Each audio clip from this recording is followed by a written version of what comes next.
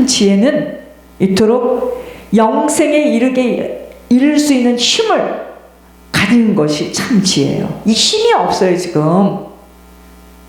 그러니까 육신의 일로 죽겠다 살겠다, 나를 칭찬하고 나를 높여줘야 되는데, 그렇게 살아왔는데 그걸 만족을 안 해주니까 엔돌핀이 안 돈다, 살 기운이 없다, 살 소망이 없다.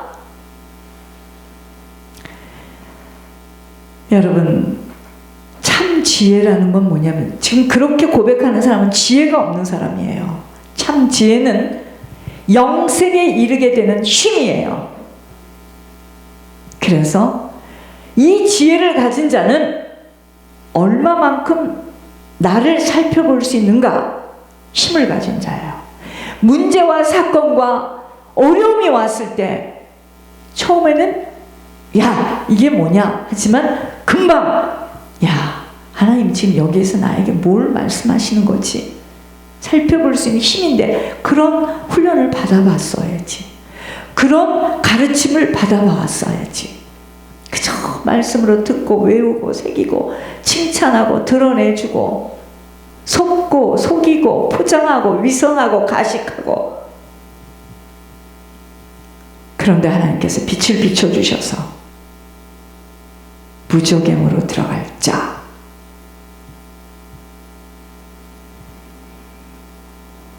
가만히 두면 무저갱으로 들어가기 때문에 하나님께서 비춰주시는 거예요. 그래서 그의 한계 앞에 도달하도록 문제를 만들기 위해서 어느 기간을 딱 시간을 주시고, 이게 하나님의 머리알입니다. 의도예요. 그 전에 하나님께서 들춰내주셔도 뭔 소린지 모릅니다. 여러분, 신앙은 그래서 잘 들으셔야 됩니다. 기운이 있을 때 신앙이 세워지지 못하면 나이 들어서는 어려워요. 거의 불가능합니다. 자신의 단점과 결단 속에 자신의 마음을 믿는 것은 함정에 수도 없이 빠질 수 있는 미련함이기에, 그러므로 영안의 눈과 귀가 열려져야 합니다. 나도 나를 알 수 없는 것이 인생이에요. 함부로 내 마음을 믿어서는 아니 됩니다. 왠지 아세요? 끊임없이 사단은 흑심을 이용해서 함정에 빠뜨리려는 사단의 전략이 있기에 안심할 수 없어요. 강단의 인도함과 지도자의 권면을 쉽게 생각해서는 아니 되는 것입니다. 말씀을 이렇게 증거하다가 하나님께서 주시는 말씀으로 이야기를 하고 기도했는데 그걸 저버렸다. 그러니까 하나님을 저버리는 거예요. 하나님으로 받아들일 수 있는 힘이 없는 거예요. 그 다음은 모르겠습니다. 제가 화요일 아침에 고 목사님하고 하늘의 음성을 듣기로 했는데 자세하게 들을 겁니다. 여러분, 눈이 어두워진 아람 군대가 그들의 적인 엘리사가 인도하는 대로 따라갔다가 패하는 장면을 성경에서 봤습니다. 영적 눈이 어두워져서 악을 쫓는 무리들은 영적으로 깨어있어 하나님의 인도함을 받는 자들에게 패배당할 수밖에 없음을 보여주시는 거예요. 여러분, 나방 알아요? 나방은 불을 좋아합니다. 불을 좋아하는 나방이요, 불만 보고 날아가다가 불에 타 죽는 것과 마찬가지예요. 그러므로 우리들의 마음만 믿고 있다가 내 영혼을 손상시키는 것에 나도 모르고 감각 없이 끌려가다가 온 몸이 상한 것이 없는 두들겨 맞을 때가 있는 영혼의 손해를 보게 될 때가 있기에 조심해야 하는 것입니다. 여러분, 왜 우리가 불신하는 것이 무섭고 죄가 무서운 줄 아십니까? 나는 내가 속았고 내가 힘이 들어서 그렇다. 사람은 이해할 수 있겠지만 모르는 소리. 사단이 개입돼요. 그때부터 물고 늘어집니다. 물고 늘어져요. 절대로 쉽게 놓지 않습니다. 우리의 귀가 하나님의 규례와 법도에 기울여야 하는 이유입니다. 내 마음만을 믿고 다짐과 결단이 나의 신앙인 줄 알고 착각하여 끌려갈 수 있게 항상 언제나 나를 살펴야 합니다. 지혜롭게 행할 수 있는, 분별할 수 있는 힘이 필요하기 때문이에요. 목회자가 그러니까 이 비밀 없으면 성도 속에 들어와 찾아오는 사단에게 다 먹히는 거예요. 엄청 먹힙니다. 신자는요, 구별된 자로서 세상 사람들과는 다르게 이미 육체적인 욕심과 정욕을 십자가에 못 박은 자들로서 내 생각과 마음대로 이기적인 욕망을 버리고 성령의 인도하심을 따라 현실적인 삶 속에서 그리스도를 본받을 뿐만 아니라 성령의 열매를 맺는 삶으로 살아갈 때 천국에 온전히 들어갈 수 있게 되는 세마포를 준비하게 되는 것입니다. 그래서 우리는 회개에 합당한 열매를 맺어야 하는 매일매일의 삶이에요. 우리는 문제와 사건과 우리의 일을 통해서, 우리의 가정을 통해서, 우리의 만남을 통해서 회개에 합당한 열매를 맺도록 하시는 하나님의 의도입니다.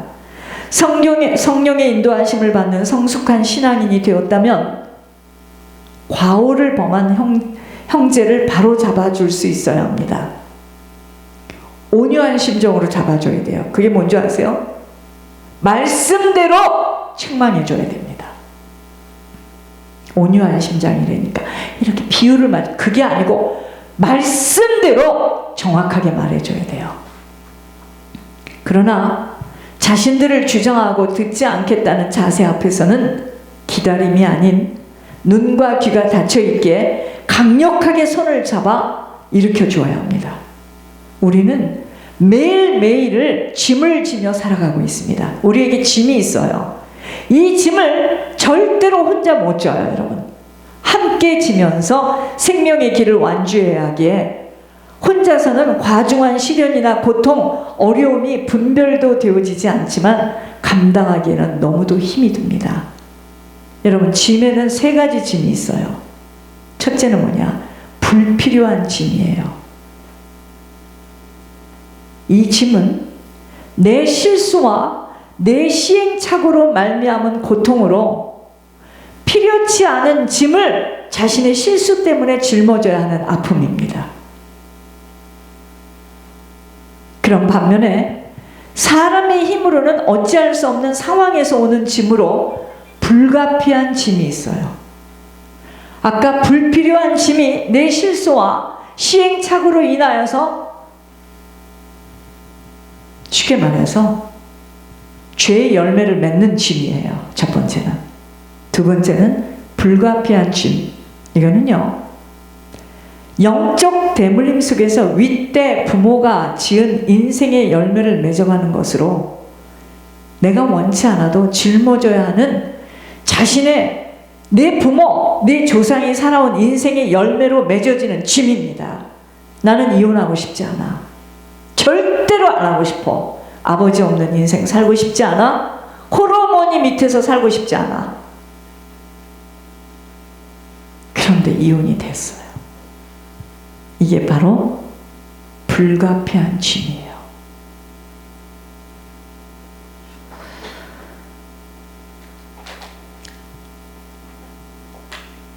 그러나 3번째 짐이 있어요. 그리스도의 법, 사랑의 계명을 지키기 위해서 타인의 고통을 적극적으로 나누어지는 자발적인 짐이 있습니다. 새 계명을 너희에게 주노니 서로 사랑하라. 내가 너희를 사랑한 것 같이 너희도 서로 사랑하라. 그러므로 그리스도의 법을 내가 정말 지키고 이루려면 예수님의 마음과 같은 예수님의 형상으로 내가 변화되어져야 되는데, 그러기 위해서는 내적인 치유가 필요합니다. 예수님의 성품을 닮아가야 하는 사랑을 실천하려는 데 방해되어지는 치유받지 못한 내적 상태 때문에 나를 속여야 하고, 언제나 다른 사람과 비교하려는 심리 때문에 쩔룩바리의 신앙인으로 살아가게 되어지기에 자발적인 짐을 짓기가 그리도 어려워지는 거예요. 자, 짐에는 3가지 짐이 있어요. 불필요한 짐, 내 실수, 시행착오 때문에 죄의 보험을 치르는 거예요. 두 번째는 뭐죠? 불가피한 짐. 우리 아버지가 그렇게 살았고, 우리 어머니가 그렇게 살았고, 내 조상이 그렇게 살았기 때문에 내가 이렇게 힘들게 살아가는구나. 이거 안 지은 집이 어디 있겠습니까? 이걸 후손들에게 안 넘기려고 이렇게 몸부림을 치는 거예요, 지금. 세 번째는 자발적인 짐이에요. 여러분들이 목회자를 바라보면 이해가 안 되는 이유가 이 자발적인 짐을 제가 져야 되기 때문에 그러는 겁니다.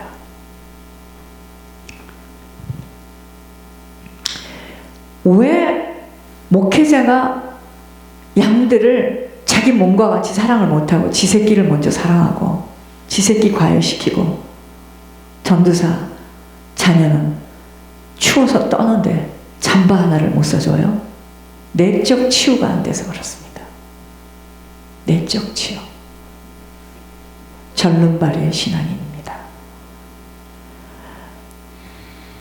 자발적인 짐을 많이 짓고 살아감이 아버지가 원하시는 성품이에요. 그러한 자가 하나님의 형상으로 회복되어진 자가 자발적인 짐을 많이 질 수가 있어요. 자, 자발적인 짐을 짓는 정도까지의 사람이 비교하고 남 잘 되는 걸 보면 부러워할 수 있을까요? 모든 하나님을 믿는 신자들은 자신들에게 맡겨진 사명을 감당해야 하며 그 일의 결과에 대해 책임을 져야 한다는 것을 알아 매일매일 자신을 살피어서 곰팡이 난 부분들을 잘라내야 하는 것입니다. 반드시 하나님 앞에 서는 그날에 우리들 자신이 행한 행위대로 보응을 받게 되어 있기에 그 누구를 위하여 신앙생활을 하는 것이 아니에요. 그렇기 때문에 함부로 입을 열어서 안 됩니다. 입이 하여튼 빨라.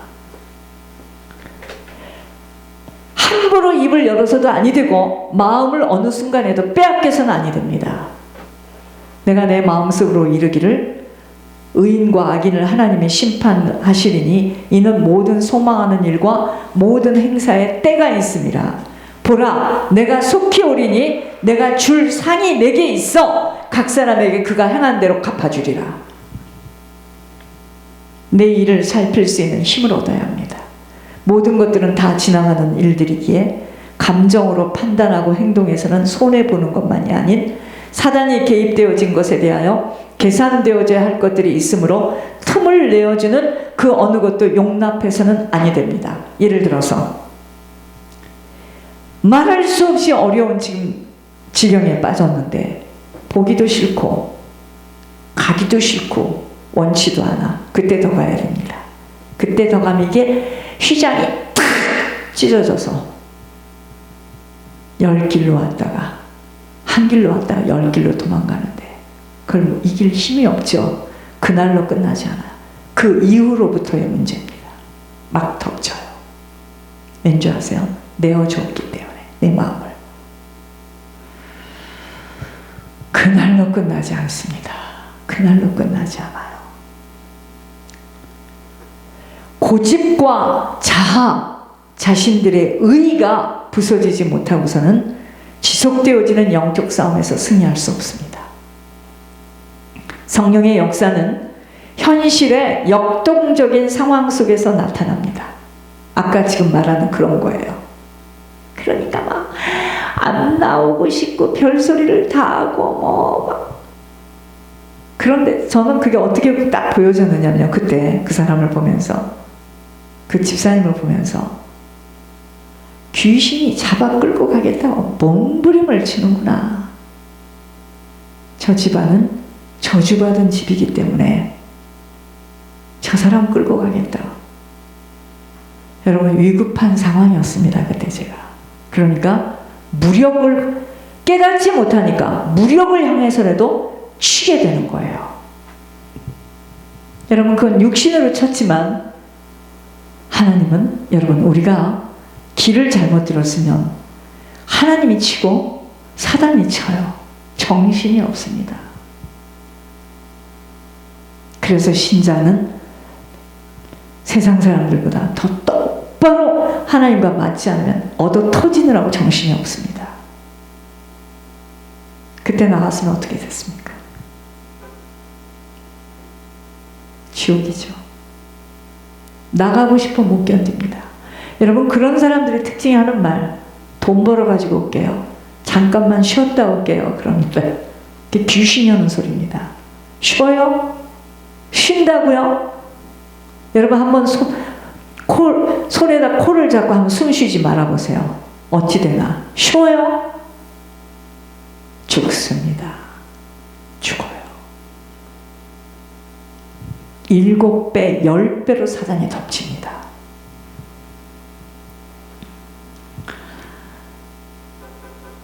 여러분, 어떤 순간에도 아버지가 기뻐하시는 쪽으로 선택되어져야 합니다. 우리 교회 어떤 분,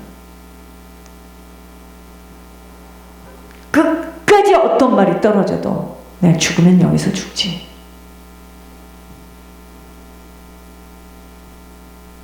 승리한 겁니다. 축복하실 겁니다. 쉽지 않아요. 그리고도 그 이후로 말도 못하죠. 가문의 죄봉, 본인의 그 영적 문제 영향력으로 그 가지고 있는 내성의 죄악 포기하지 않았습니다. 저는 절대로 그 누구도 포기하지 않아요. 김영재 권사는 나하고 상관없이 조작하고 끌고 나간 거예요. 순간에 일어난 일입니다. 여러분, 정신 차리셔야 돼요. 그 다음 사람을 기다리고 있어요. 사단은 정말 무서운, 생명의 길은 쉽지 않아요. 잡히면 잡히는 것이 어떻겠습니까? 이건 누구도 못 도와주는 거예요. 내 자식이라도 어찌할 수 없는 겁니다.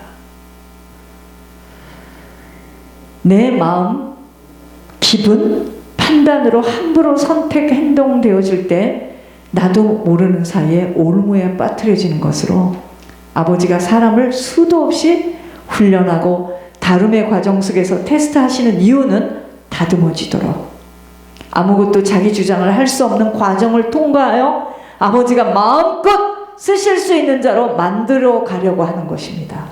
그런데 이미 굳어진 것은 손을 못 대겠죠. 그러나 너무도 견고하고 자기 의의가 강하며 자기 주장이 강한 것들로 인하여 풍성하며 넘치도록 부어받질 못하는 것은 그만큼만 받아 살면서 훈련받으며 살아가다가 천국으로 들어갈 수 있도록, 그러니까 나에게 달려있는 문제입니다. 아버지가 하시는 일들이기에 모든 이유를 배제하고 나를 살펴야 합니다. 여러분, 우리가 변하지 않으면 하나님도 가만히 계십니다. 그만큼만 살다 가는 거예요. 지금 내 그릇에 구멍이 나 있는 내 상태를 볼 수 있어야 합니다. 하나님은 사람을 통하여 수도 없는 경로로 훈련시키시고 물질, 건강, 문제들을 허락하시면서 자녀 문제, 건강 문제, 뭔 문제, 이런 문제, 저런 문제, 쌓여진 탑들, 견고한 자기 주장, 자존심, 자아들을 무너뜨리시어 믿음의 사람으로 세워가시려 다루십니다. 근데 뛰쳐나가면 어떻게 다르겠습니까? 여러분, 정말 그 영 수술을 하는 걸 들어보면 무섭습니다. 누가 일어나서 저벅저벅 걸어가요. 사람이 좀 모였을 때 밖에서 탁 사단이 잡는데 질근질근 씹어요. 이게 영으로 보여주시는 거죠. 사람이 없어졌어요. 그걸 여러분 좀 같이 들어야 되는데 손에서 땀나요. 영적인 실제에 대해서 눈이 열리고 귀가 열려요.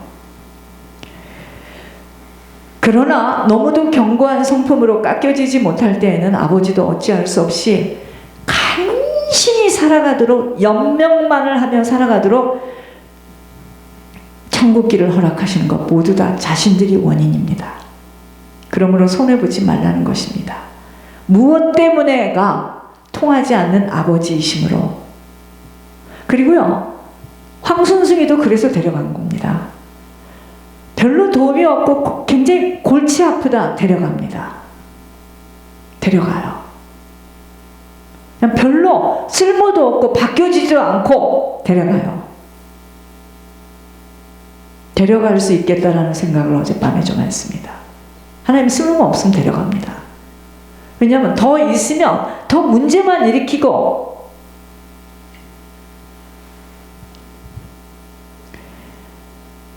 여러분 손해보지 않아야 됩니다. 때문에가 통하지 않아요. 무엇 때문에 저렇게 그랬기 때문에 이렇기 때문에가 아닙니다. 그렇기 때문에 우리가 어떤 환경 속에서도 살아남을 수 있는 비밀이 있어야 합니다. 주님을 알아볼 수 있어야 함과 주님의 마음 심정을 헤아릴 수 있는 만큼 신앙이 자라지 못하면 늘 먹는 문제, 입고 사는 문제, 자기를 알아주지 못하는 것에 힘들어하고 자리 싸움들을 할 수밖에 없는 것은 아직 어린 자아로 멈추어서 분별이 되어지지 못함과 장성한 자녀로 아버지 이름을 빛낼 수 있을 만큼 사명 감당하기 어려운 자로 쓰임받기 어려워 먹을 것 던져주는 만큼 받아 먹다가 떠나는 인생으로 맞춰지게 됩니다. 영적 실제는 과학보다도 정확하여서 모든 것들은 뿌린 것들을 거두는 삶으로 내가 뿌렸든 부모가 뿌렸든 조상이 뿌렸든 치우고 있는 과정들입니다. 그러므로 그 누구가 아닌 내 자신을 살펴야 합니다. 배우자 걱정도 할 것이 안 돼요. 생명은 흐르게 되어지면 사망의 것들은 잘라지게 되어 있어요. 그러므로 나 한 사람만이 생명으로 계속 채워지면 되는 것입니다. 그 사람 때문에 저 사람 때문에가 아니에요. 제가 아까 말씀드렸죠. 예수 잘 믿는 모양을 가진 장로나 목사님 가정이 나하고 사돈이 안 된 거 감사하다고 그랬죠.